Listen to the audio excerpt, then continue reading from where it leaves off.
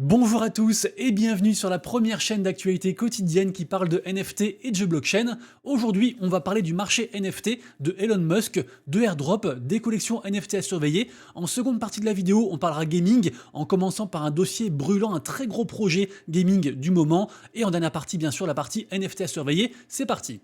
La vidéo du jour vous est proposée en partenariat avec le site d'information gratuit et dispo en français Crypto News. Vous le savez, j'utilise ce site tous les jours pour mes recherches actu NFT. Il y a aussi une partie crypto bien sûr, une partie finance tradi, une partie aussi agrégation de contenu avec toutes les vidéos des plus gros créateurs de contenu en français.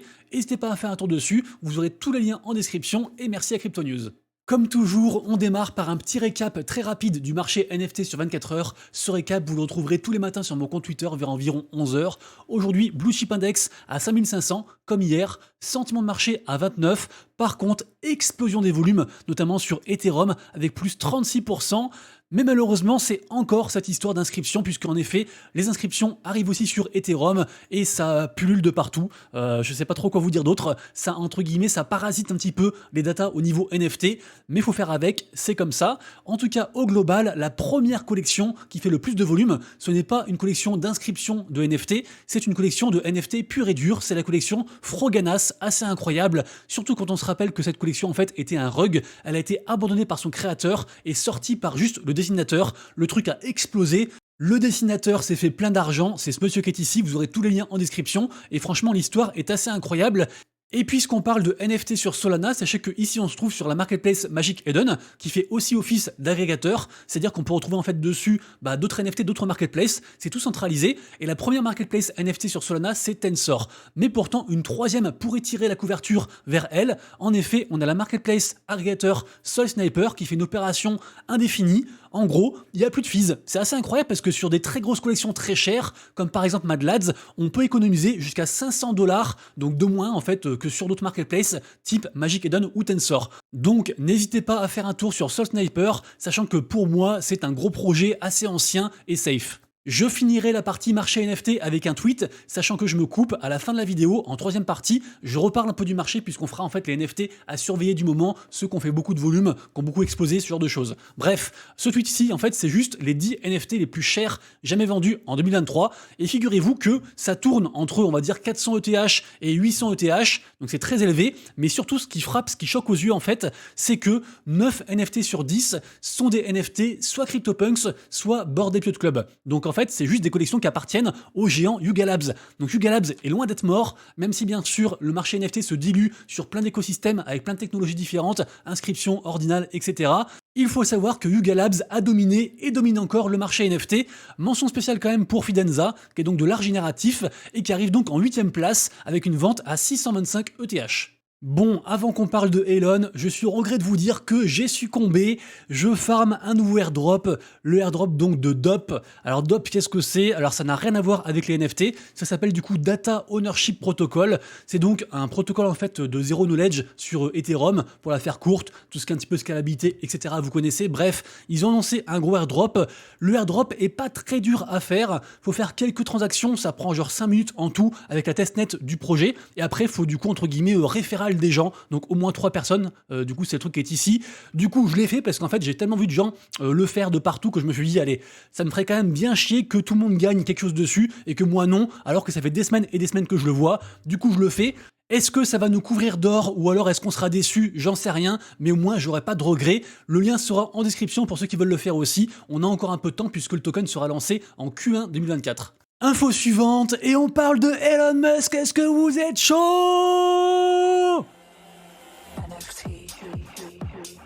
Wouh! On s'enjaille, mais quelle ambiance!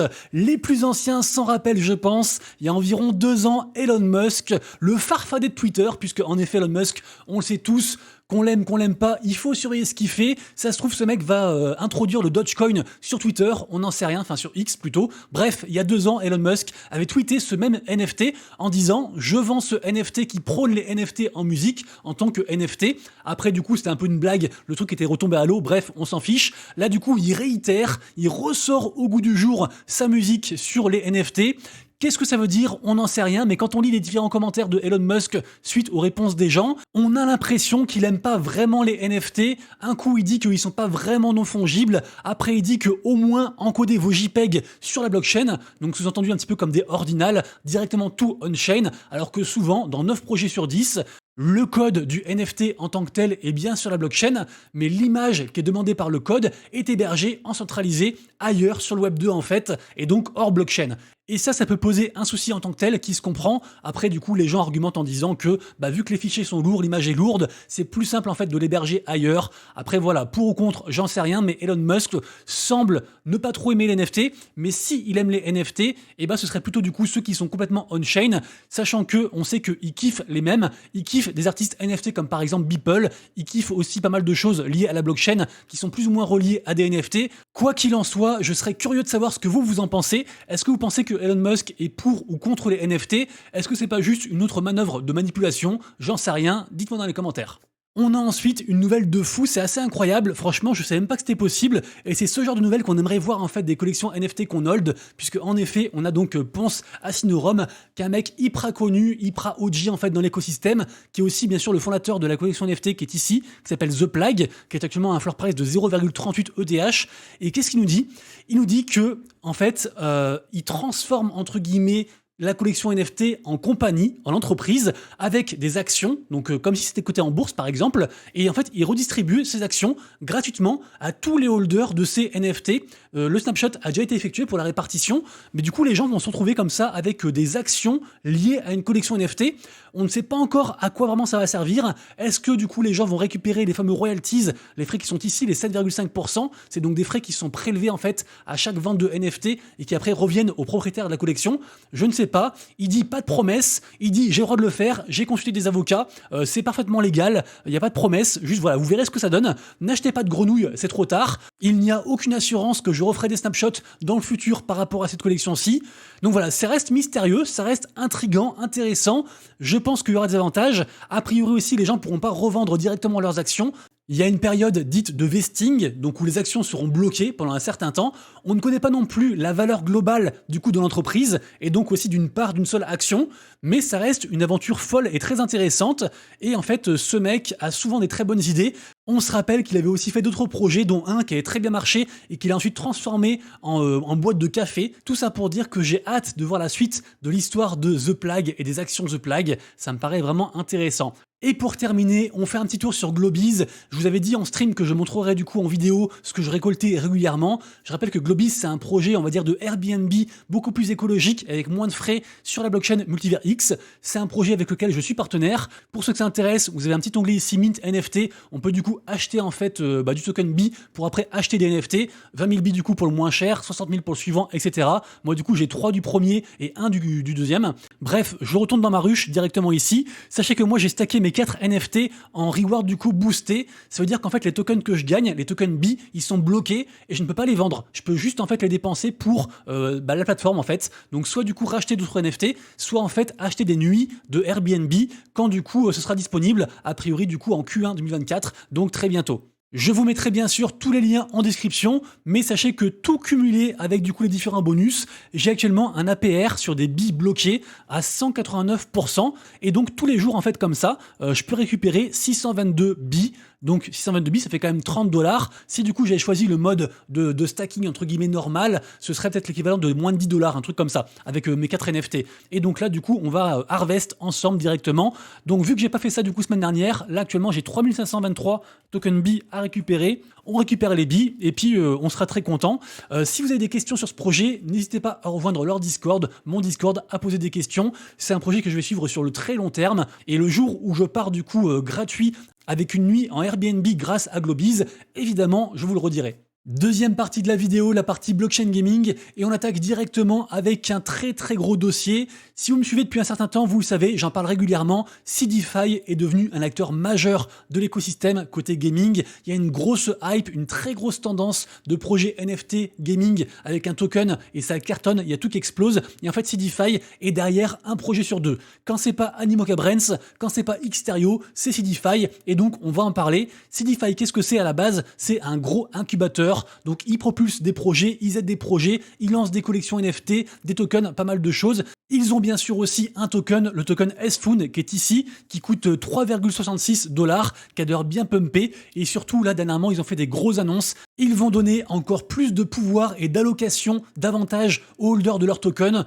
Franchement, si vous avez 5 minutes, allez lire tout ça, vous aurez tous les liens en description, mais ça promet du lourd. Suivez également aussi le compte de Meta Alchemist, qui est donc le fondateur de Seedify, et franchement je trouve qu'il cumule que des bonnes news actuellement, c'est en train de devenir un truc de fou, et aussi pareil pour tout ce qui est mécanisme de stacking de tokens pour avoir différentes watlists, des IGO, des tokens, des NFT, pas mal de choses. Je vous mettrai aussi tous les articles pour s'en sortir, sachant que c'est très très clair, juste faut prendre le temps de le faire. Sachez aussi qu'aujourd'hui par exemple commence un tour d'investissement, on va dire communautaire, donc pour tout le monde, par rapport au projet Farcana dont j'ai beaucoup parlé, un projet bien sûr backé par Animoca Brands. C'était un free mint sur Polygon qui a explosé à plus de 1,6 ETH, c'est assez incroyable. Ils ont annoncé un gros token pour l'an prochain, pour janvier. Il y a aussi un airdrop qui court actuellement, j'en ai encore parlé je crois il y a 1 ou 2 jours. Bref, c'est un immense projet et donc en fait on pourra acheter du token phare grâce à Seedify en holdant des tokens du coup S-Funds. Par contre, faites attention et faites bien vos recherches.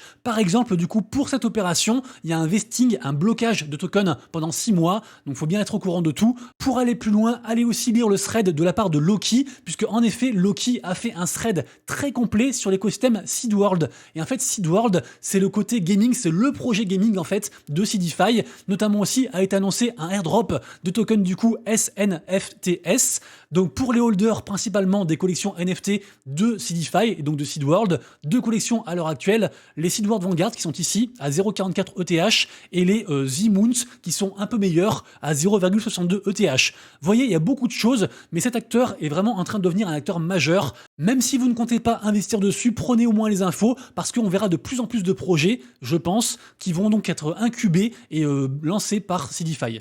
Et toujours dans cette même tendance, le projet Skyborn, le MMORPG Skyborn est en train d'exploser. Les NFT ont atteint un plus haut historique à 1,6 ETH. Là du coup ils ont retracé un petit peu à 1,4, mais ça reste incroyable. Ce projet donc des studios Revolving Games a annoncé bien sûr un airdrop de tokens, c'est pour ça que ça explose. Et évidemment, toutes les infos seront en description. Pareil aussi, le projet Pixelmon reste à surveiller. Les NFT de ce Pokémon-like sont actuellement à 1,6 ETH de floor price. Ils ont aussi explosé suite à un partenariat avec Horizon Labs, ceux-là même qui font le token en fait Apecoin. Donc du coup forcément aussi un token à venir, le token Mon. Et surtout du coup nouvelle actu puisque en effet Pixelmon fait un second projet, un plus petit projet qui s'appelle Pixel Pals. Et donc si c'est trop cher du coup pour vous de rentrer sur Pixelmon parce que ça a déjà explosé, je pense que ce projet pourrait être une prochaine pépite, forcément du coup à dig à surveiller. Ça arrive pour Q1 2024 avec aussi on imagine un prochain token.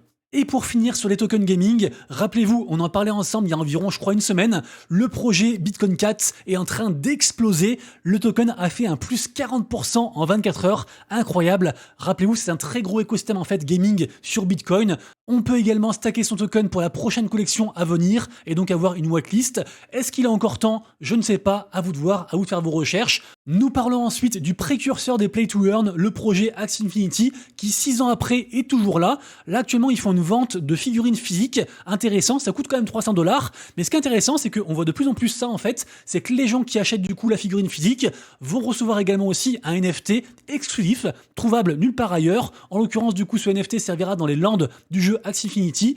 Est-ce que c'est worth? Est-ce que ça vaut le coup? Je ne sais pas, mais en tout cas ce NFT est en quantité ultra limitée. Et je terminerai en vous donnant encore du travail. Je suis désolé, mon but c'est pas de vous mâcher le travail, c'est de vous dire tous les projets qui existent et que je trouve bien, et après de vous motiver en fait à faire vos propres recherches. En tout cas, je pense que le projet Extremeverse pourrait être un projet très sympa à venir. En effet, ils sont backés par des gros fonds, ils ont de l'argent, une bonne team, des vétérans, ils ont levé 6 millions de $. C'est un shooter fait par des gens qui savent faire des jeux. Pour l'instant, c'est très early, ils ont moins de 3000 followers. Est-ce qu'il y aura un token? J'en sais rien, mais en tout cas, c'est un projet à surveiller. Nous arrivons à la fin de la vidéo et si vous êtes encore là, bravo à vous. Montrez-moi dans les commentaires que vous avez tenu toute la vidéo en marquant le mot secret, le mot Nils, N-Y-L-S dans les commentaires et comme ça je saurai que vous êtes des vrais jusqu'au bout, des vrais soutiens pour la chaîne. Et donc on termine en 30 secondes par la partie NFT à surveiller. Je suis au bout du rouleau, je suis fatigué là, faut que j'aille me reposer. Non en vrai j'ai plein de taf derrière. Bref, à surveiller donc aujourd'hui surtout le projet Ghostly Gods. Rappelez-vous ce projet est le tout premier projet, la première collection NFT en fait sur Layer 0 qui je pense sera une grosse narrative pour l'an prochain. Et en fait, il fait des trucs bizarres. Regardez-moi la courbe, il a explosé de genre 0,1 à 0,3, puis il s'est ratatiné, et là de nouveau il a re-explosé en fait ce matin, pareil aussi de 0,1 à 0,3, même plus carrément à 0,6. Également aussi à surveiller le projet Kitaro, je trouve que ça s'essouffle un petit peu, et pourtant c'est un projet très intéressant, que je suis comme ça un peu de loin, mais beaucoup de gens m'en parlent en très bien. Également aussi, mais je reviendrai pas trop dessus parce que il y en a de partout actuellement, les fameuses inscriptions, et bah ça pullule. Regardez-moi ça, tout ce que vous voyez ici où c'est marqué ERC20, Uni20, etc. C'est tout des inscriptions, donc des collections NFT entre guillemets inscrites complètement on-chain sur Ethereum, et donc il y a une grosse hype actuellement dessus. À surveiller aussi également le projet Unoid Rex Club qui est rené de ses cendres et qui a fait du coup un gros dump après sa renaissance. Je crois qu'il y avait une histoire en fait de burn, fallait genre burn 8 NFT pour obtenir du coup la prochaine collection, un truc comme ça, bref. Beaucoup de volume aussi sur Azuki, elle suit E7, le projet gaming, toujours incroyable, qui est je crois quasiment à 6 ETH, normalement aussi il y aura un token sur ce projet gaming, le projet Gear Club à 0,2 ETH, très intéressant, et enfin HVMTL, un petit peu une collection côté gaming de chez Bored Ape, qui reprend du poil de la bête, mais j'ai pas vu d'annonce particulière par rapport à ça. Les amis, c'est tout pour moi, on se retrouve demain pour une prochaine vidéo, et d'ici là bien sûr, prenez soin de vous, de proches et de vos lettres, c'est Monsieur Rabbit, des bisous, ciao.